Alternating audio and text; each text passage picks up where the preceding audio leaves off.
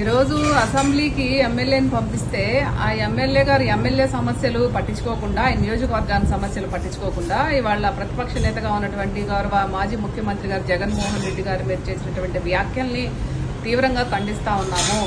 ఈరోజు సైకో ఎవరనేటువంటిది ఆంధ్ర రాష్ట్ర ప్రజలందరికీ కూడా క్లియర్ కట్ గా అర్థమైంది. ఎందుకంటే గతంలో మీరు నా మానసిక పరిస్థితి బాగోలేదనేటువంటి ఒక సర్టిఫికెట్ కోర్టుకు సమర్పించారా లేదా అని అడుగుతా ఉన్నాము.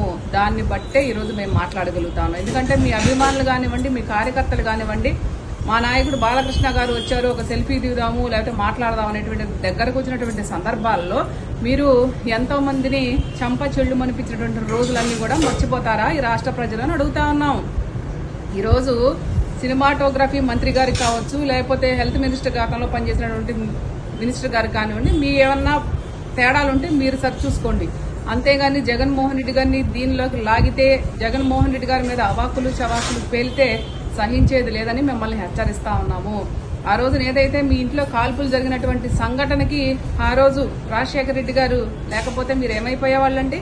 ఈ రోజు అధికారం ఉందని చెప్పేసి అధికార మదంతో నేను సినిమా హీరోన్లే, నేనేం మాట్లాడినా చెల్లుబడిద్ది అనేటువంటి మీ మూర్ఖపు మాటలను కానివ్వండి, మీ మూర్ఖపు చేష్టలు కానివ్వండి మేము తీవ్రంగా ఖండిస్తా ఉన్నాము.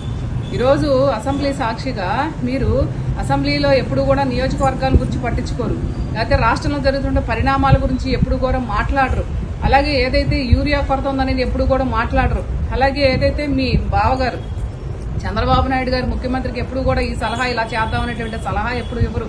అలాగే సకల శాఖ మంత్రిగా ఉన్నటువంటి మీ అల్లుడు గారికి కూడా మరి ఎప్పుడు కూడా రాష్ట్రంలో పరిస్థితులు ఎలా ఉన్నాయి, లేకపోతే ఇంతమంది రోడ్లకి ఆర్తనాదాలు ఎందుకు వినపడతా ఉన్నాయి, మనం ప్రభుత్వంలో ఉన్నాం, మనం ప్రజలకు మంచి చేయాలనేటువంటి విషయాలు మీరు ఎప్పుడు కూడా చర్చించినట్టు దాఖలాలు లేవు.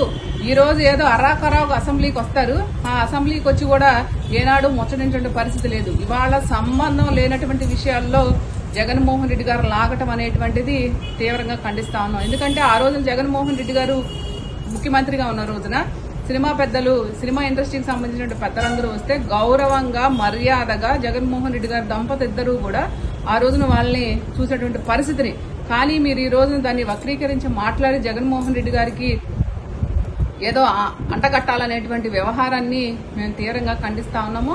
ఎందుకంటే మీది మీరు చూసుకోండి, జగన్మోహన్ రెడ్డి గారికి చెప్పేంత లేకపోతే జగన్మోహన్ రెడ్డి గారిని వేలెత్తే చూపించేటువంటి నాయకత్వ లక్షణాలు మీరు లేవు. ఎందుకంటే మా జగన్మోహన్ రెడ్డి గారు ఏదైతే జననాయకుడు, ప్రజానాయకుడు, మీకులాగా 2 సినిమాలు తీస్తేనో లేకపోతే 2 సినిమాలు హిట్ అయితేనో ఒక నాయకుడుగా ఎదగల జగన్మోహన్ రెడ్డి గారు.